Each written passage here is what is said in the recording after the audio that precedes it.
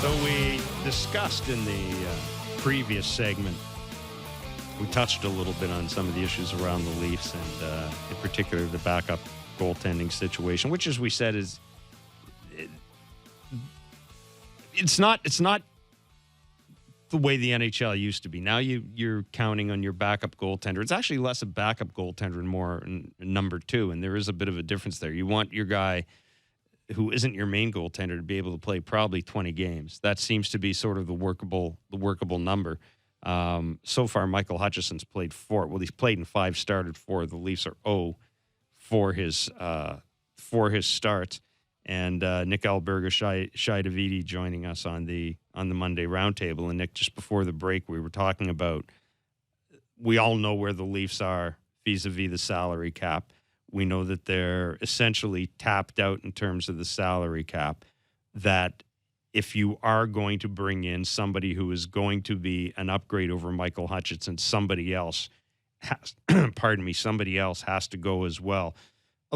Look, both Mike Babcock and Kyle Dubas may not be in the same page all the time, but I think they're both reasonably smart people with good intentions. How do they go about making this work? Because they both have to realize that this isn't good enough right now, that Michael Hutchinson isn't good enough, and that they're frankly, they're probably pissing away a couple of points because of Michael Hutchinson. They are, although I'll say the last couple games, I really haven't pinned those losses on Michael Hutchinson. I just think from a defensive standpoint, this team is lost right now. They can't get the puck out of their zone. Granted, which we never thought would be an issue with this team, never, right? Never. Like, they upgraded a bit in the offseason, but I think it's always going to be a wonder with this Maple Leafs team. But the last couple games, like, quite honestly, I haven't ripped on Michael Hutchinson too much because I don't think he's been the issue. Again, I don't know if they're setting him up for success. He always gets the back end of the back-to-back. That's the Mike Babcock world that we live in. Sad enough. I don't think it makes any sense whatsoever, but it is what it is. Like, he hasn't had an opportunity to start a game, with an off day for the Maple Leafs. And that goes a long way. You have a fresh team in front of you. I'm not saying he's an incredible option in between the pipes, but again, when you're limited with cap space, I don't think it's bad right now, but could it get worse? Certainly. But there's no player they can move to alleviate that situation, well, right? We were talking off air. Like, if you look at Cody Ceci, who you're replacing, and Ceci's on a contract year. I think he makes, $4.5 million this season on the contract. It's got to be money in, money out. But the problem is, if they move a guy, like, say, in their bottom 6, then you've got to replace that player, right? And they just don't have the depth. And again, it goes full circle. Got to pay your guys. You paid your guys, and now you're paying for it, so to speak, right? And to that point, again, we are in just game 13. It hasn't even struck November yet. I think the Leafs will find their game. I think they'll go on an epic run, and we'll be talking about how they're a team primed for a Stanley Cup run here. Shai, you made an interesting point off air as well. Our friend J.P. Ricciardi used to talk about how money can become an issue in a clubhouse or a dressing room. We've seen everybody get paid now for the most part in this team, right? The deals are done. Nobody, I think it's safe to say, really took a hometown discount other than perhaps John Tavares. Right. Could that be something that's bubbling under the surface with this group? Well, I think the challenge, especially in a salary cap league where their players are fighting for a finite amount of dollars, is that when somebody gets theirs, somebody else isn't getting paid. And that's a dynamic that lurks in every professional clubhouse. But when there's only X amount of dollars, guys are looking and saying, okay, well, the big boys, the big three got theirs.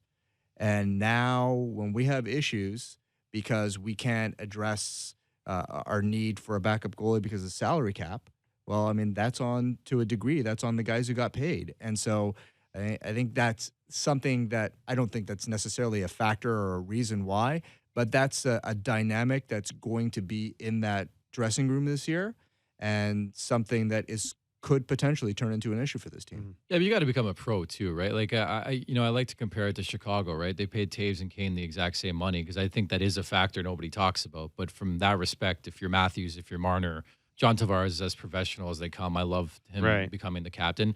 You got to move past that. Like, I think the ultimate goal is to win the Stanley Cup. Granted, you want to get paid. I get it. I support athletes wanting to get paid. But there comes a point in time where you have to look past that and be one cohesive unit.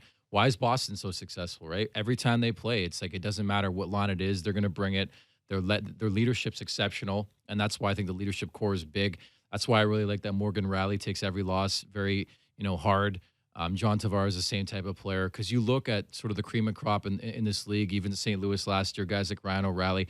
I think I want to see these guys lead by example. I want Matthews to have that signature game, Mitch Marner to have that signature game. Morgan Rally, I think the last couple games has really elevated his play. But until we see that, I still have my doubts about this team going forward here. Yeah, listen, one good sign is, at least if you read the quotes out of the locker room, including after losses. What's that? Go ahead. I just said we have 2 minutes. Okay. I've heard, I think, what you want to hear, especially from the leadership group that's there. But one thing's clear, and we were talking about this, Nick, off air, is that, William Nylander and Mitch Marner have not played up to what they are compensated. That is the reality. Sure. I actually think that will happen. I'm still a believer in Nylander, but the way the team is constituted, the way that Kyle Dubas has put together the Maple Leafs, the top 4 guys have to be great, or they can't win. They can't. I shouldn't say that. They can't get to where they ultimately want to be. They certainly can win and get to the playoffs, and so they have to be great. They are compensated as like top 30 players in the league. And I think at this point, on too many nights, they have not been top 30 players. I don't know if Marner's thinking about his contract. I don't know if anything is in Nylander's mind about last year, but in order for this team to ultimately get to where it wants to be, Tavares to me is always going to be steady. I don't really worry about him. And I think Matthew's skill level, he's really, he's had a good year. But those two guys, to me, have to improve their game. I know we're pressed for time. The one guy I would look at going forward, I know they said they wouldn't move him, but to free up some money, William Nylander is a guy to look at, right? Mm-hmm. Like it makes sense. I'll say that.